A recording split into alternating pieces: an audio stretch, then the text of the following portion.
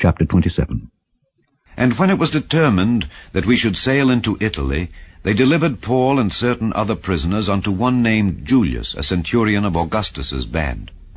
And entering into a ship of Adramyttium, we launched, meaning to sail by the coasts of Asia, one Aristarchus, a Macedonian of Thessalonica, being with us. And the next day we touched at Zidon, and Julius courteously entreated Paul, and gave him liberty to go unto his friends to refresh himself. And when we had launched from thence, we sailed unto Cyprus, because the winds were contrary. And when we had sailed over the sea of Cilicia and Pamphylia, we came to Myra, a city of Lycia. And there the centurion found a ship of Alexandria sailing into Italy, and he put us therein. And when we had sailed slowly many days, and scarce were come over against Cnidus, the wind not suffering us, we sailed unto Crete over against Salmone, and hardly passing it, came unto a place which is called the Fair Havens, nigh whereunto was the city of Lasea. Now when much time was spent, and when sailing was now dangerous, because the fast was now already past, Paul admonished them, and said unto them, Sirs, I perceive that this voyage will be with hurt and much damage, not only of the lading and ship, but also of our lives. Nevertheless the centurion believed the master and the owner of the ship more than those things which were spoken by Paul. And because the haven was not commodious to winter in, the more part advised to depart thence also, if by any means they might attain to Phoenice, and there to winter, which is an haven of Crete, and lieth toward the southwest and northwest. And when the south wind blew softly, supposing that they had obtained their purpose, loosing thence they sailed close by Crete. But not long after there arose against it a tempestuous wind called Euroclydon. And when the ship was caught and could not bear up into the wind, we let her drive. And running under a certain island, which is called Clauda, we had much work to come by the boat, which when they had taken up, they used helps, undergirding the ship, and fearing lest they should fall into the quicksands, strake sail, and so were driven.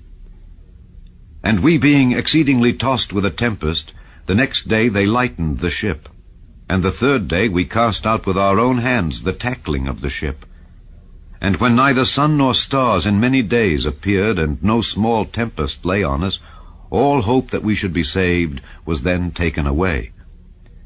But after long abstinence, Paul stood forth in the midst of them, and said, Sirs, ye should have hearkened unto me, and not have loosed from Crete, and to have gained this harm and loss.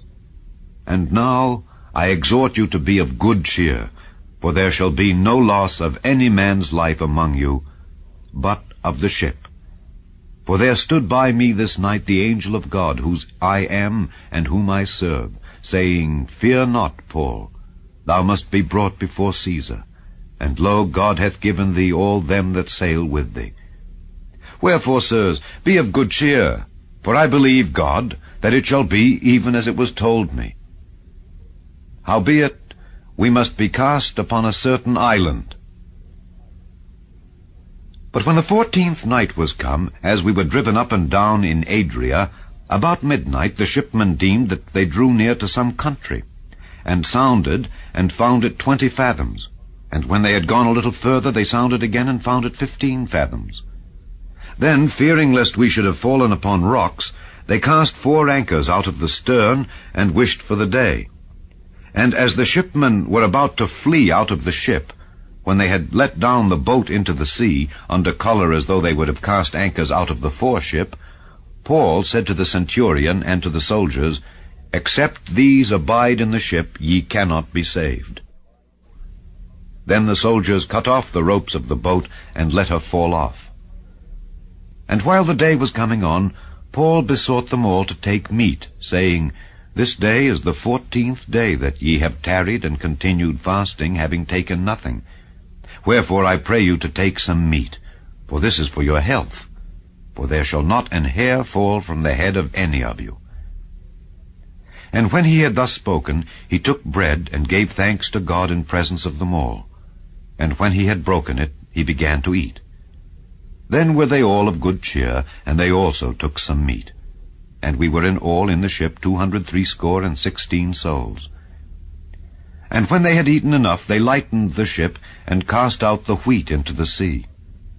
And when it was day, they knew not the land, but they discovered a certain creek with a shore, into the which they were minded, if it were possible, to thrust in the ship. And when they had taken up the anchors, they committed themselves unto the sea, and loosed the rudder bands, and hoised up the mainsail to the wind, and made toward shore. And falling into a place where two seas met, they ran the ship aground, and the forepart stuck fast and remained unmovable, but the hinder part was broken with the violence of the waves. And the soldiers' counsel was to kill the prisoners, lest any of them should swim out and escape. But the centurion, willing to save Paul, kept them from their purpose, and commanded that they which could swim should cast themselves first into the sea, and get to land, and the rest, some on boards and some on broken pieces of the ship. And so it came to pass that they escaped all safe to land.